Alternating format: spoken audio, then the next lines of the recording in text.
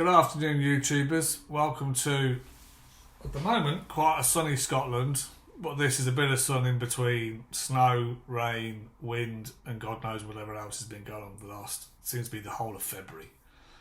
Multiple storms. And as a result, I'm not getting out to ride. It's just been so cold, so wet, so stormy, windy, rainy. My bike's in the garage, nice and warm. And I'm reduced to making videos, sat here in my chair, having a chat to you, rather than actually out there riding and talking about the stuff we already want to be doing, which is riding the roads and having great fun. So those videos will come. But in the vids I've done since Christmas, I've had some quite interesting comments from people. That I'd like to share some of the advice and guidance they've given or questions they've asked. To see if I can get some help to come back for some of these guys, but also to give us some considerations, and plus a bit about what's coming. So the first thing is a subscriber commented that they've got a 3-year-old R1250 RT, but it's the old shape. So the new update came out last year, 2021. So this one is the old shape, which started as a 1200 and then got the shift cam engine, a few updates. I think around about 2019. So this guy's got one of these, come up for 3 years old, to come into the end of its warranty, and so decided to have a pre-warranty check or a pre-end of warranty check, whatever what you call it.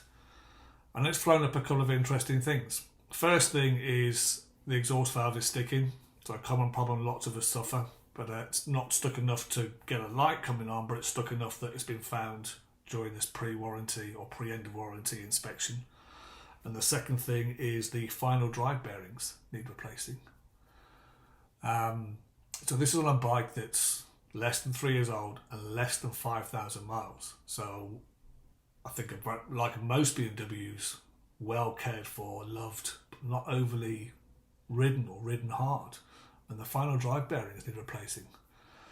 And I've heard of this quite a few times. And I've heard about this for a long time as well, going back, I think the first time, talking about 2004 GS and an issue there. I knew a guy there, final drive bearings had gone, bike was about 4 years old. So on my anecdotal evidence alone, there seems to be a continual problem. So first of all, the point I want to make on this before I go on is, if you've got a bike that's 2.5 years, coming to 3 years old and end of warranty, book it in and get a pre-warranty inspection done. So if there are problems that can get covered in the warranty, you get it booked in and get it done. Second thing that was interesting about this guy was he wants to keep his bike, really. He's going to get it all sorted under the warranty inspection. So he wanted an aftermarket warranty to make sure if anything else goes wrong, BMW pay, not him. The cost of that is £400 a year. So for 3 years, that's £1,200. But there's a £1,000 excess. Now, like any insurance product, what an aftermarket warranty is, it's you're buying insurance for something to go wrong. Insurance is based on claims. So if you've got something that's rock solid and never going to go wrong, the policy is really low. If you've got something where it's likely a claim is going to be made, policies tend to get very higher. So I thought £400 a year is actually quite steep. He agrees. And £1,000 excess suggests that that's a compulsory excess, not voluntary, it's compulsory. That suggests that bikes older than 3 years suffer a lot of problems, and BMW don't really want to give a warranty. It reminds me of a story I was told a few years ago.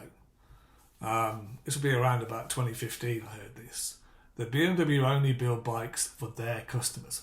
So by that I mean the people like me who go into a showroom and hand over our money and they give us a bike in return. We are BMW customers, not the people who buy a bike that's 3, 4, 5 years old from Joe Blogg's Motorcycles Limited or from the guy who bought from BMW. They're not BMW customers.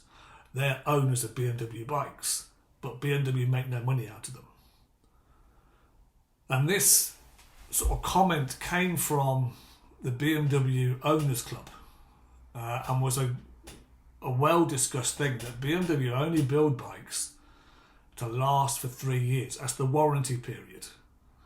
And if you're in somewhere like South Africa, you have a 5-year warranty, they'll build it to last for 5 years. Because once it's no longer, they don't want to look after people who haven't given them money. It's a bit like a Formula One racing car. It's only built to last a certain period of time. So they're not building bikes to last for 20 years. They're building bikes to last for 3 years. Hence why I think if this is true, and it's only anecdotal, but if it's true, hence why you get so many major problems like failing exhaust valves, final drive bearings need to be replaced. So that's just something. I mean, add your comments in the bottom. Agree, disagree.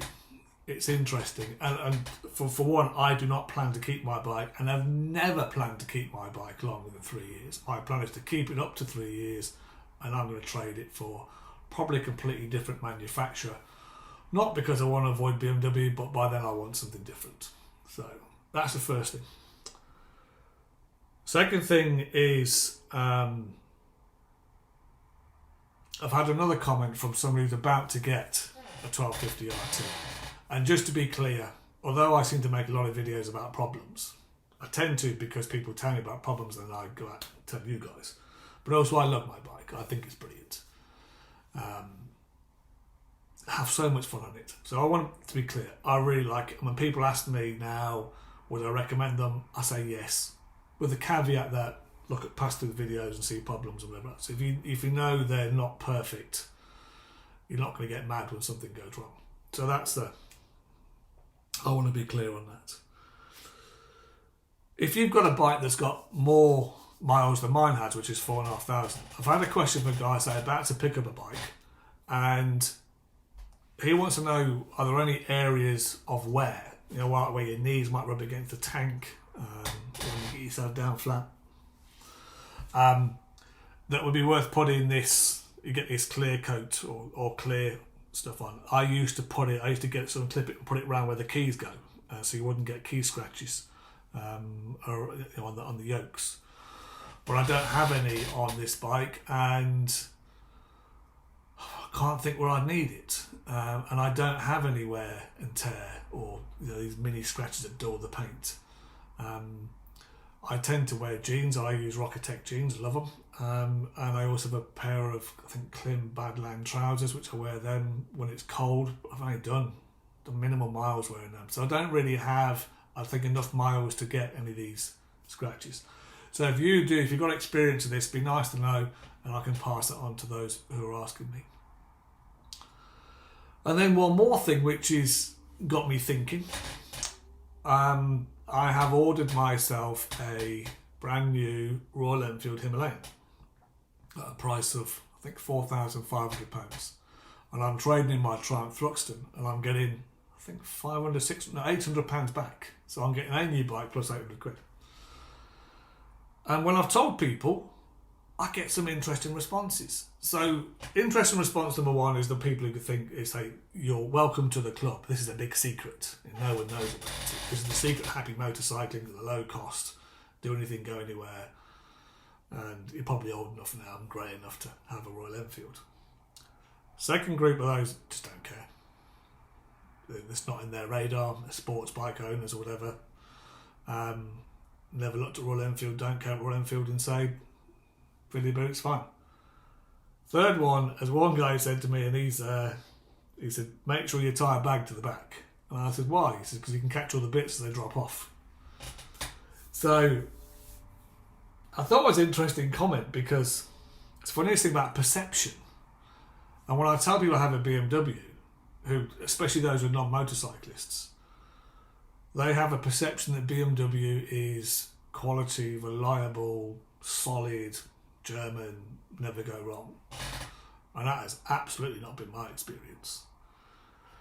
And the perception of a Royal Enfield, maybe it's back down to the 50s and 60s British bikes, but bits will drop off it. So I have ridden Royal Enfields before. In fact, I took a Royal Enfield for a couple of days into France, around Normandy. Never had a problem. Really good little bike, good fun. Not very fast, but good fun.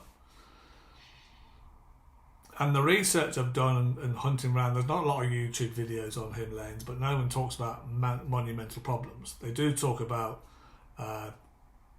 misting in clocks, moisture getting in and misting, and some of the build quality, some of the welds aren't 100% or great quality, but there's £4,500.